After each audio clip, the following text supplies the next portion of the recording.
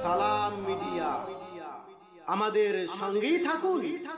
আসসালামু আলাইকুম রহমতুল্লাহি ওয়া বারাকাতুহু।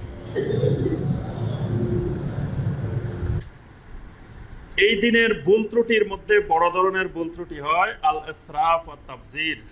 ইসরাফ এবং তাবযির অর্থাৎ অপব্যয় এবং বেশি ব্যয় করা। মানে একটা হলো যেখানে যা ব্যয় করা দরকার তার থেকে বেশি ব্যয় করা, আরেকটা হলো অপাত্রে ব্যয় করা, যেখানে ব্যয় করার কোনো দরকার নেই সেখানে ব্যয় করা। এটাকে বলা হয়, একটাকে বলা হয় ইসরাফ, আরেকটাকে বলা হয় তাবযির। ঈদের দিনে অনেকে আমরা বেহুদা খরচ করি। এই বেহুদা খরচ করা দুটাই হারাম, ইসরাফও হারাম, তাবযিরও হারাম।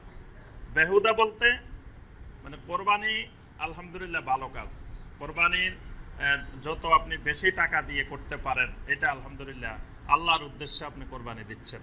কিন্তু দেখা গেল কিছু কোরবানি আছে একেবারে বেশি তাবযির, বেশি ইসরাফ। মানে দেখা গেছে আমি 4-5 লক্ষ টাকা দিয়ে কোরবানি করা, এটা এত জরুরি বিষয় না।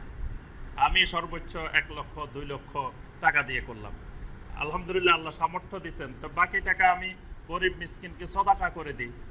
বন্যার্থ মানুষ কষ্ট করতেছে, আমি বন্যার্থ মানুষের জন্য দিয়ে দিই। এখানে একেবারে বেশি ভাড়াই দেওয়া এটা ইসরাফ এবং তাবযিরের অন্তর্ভুক্ত। এরপরে আপনার দেখা গেল ঈদের দিন খরচ করতে গিয়ে, কাপড় চোপড় কিনতে গিয়ে, বাজার করতে গিয়ে একেবারে বেশি ইসরাফ করে ফেলা, সীমা লঙ্ঘন করে ফেলা, স্বাভাবিকতার চেয়ে বেশি করা, এটা আমরা ঈদের দিন লক্ষ্য করি, এটা ইসলামে নিষিদ্ধ। এরপরে তাকবীরুল জামাঈ, একজনের নেতৃত্বে জামাতবদ্ধ তাকবীর বলা। মানে দেখা যায় যে সবাই জামাতবদ্ধভাবে তাকবীরগুলো বলতে থাকা।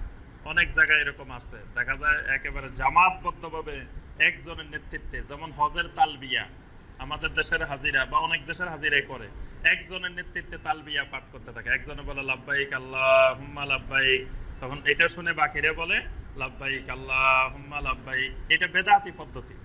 প্রত্যেকের তাকবীর নিজে নিজে বলবে। ঠিক ঈদের তাকবীরও প্রত্যেকের নিজের তাকবীর নিজে একা একা বলতে থাকবে।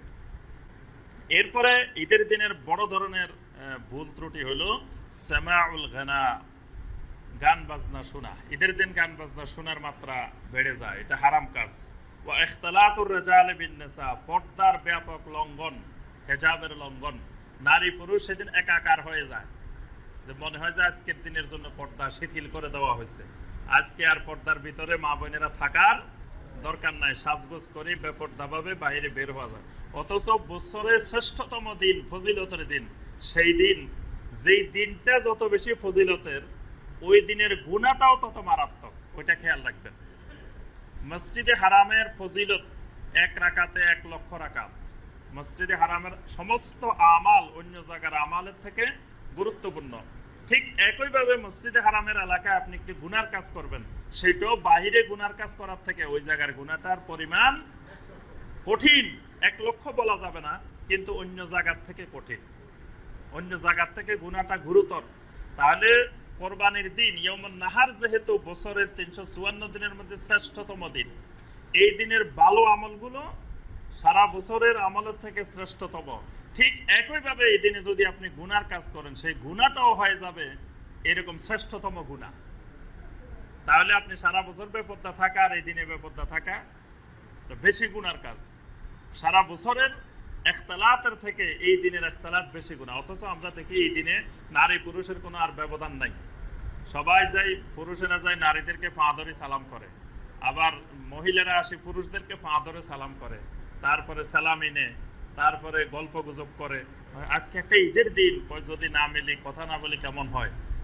এইটা করতে যাই হারামের প্রসার, এটা ঈদের দিনের বড় ধরনের গুনাহ। আরেকটা হলো ইত্তেখাযুস সূরা, যেটা আমরা বলছি বেশি বেশি ছবি তোলা। বর্তমানে এই ভালো মোবাইলগুলো এসে, প্রযুক্তি এসে দেখা যাচ্ছে এই ছবি তোলার ব্যাপক প্রসার, এটাও ইসলামে হারাম। শুধুমাত্র কয়েকটা ক্ষেত্র ছাড়া বাকি সব ক্ষেত্রে এরকম অপ্রয়োজনীয় ছবি তোলা, ছবির প্রসার করা, এটি সম্পূর্ণরূপে হারাম।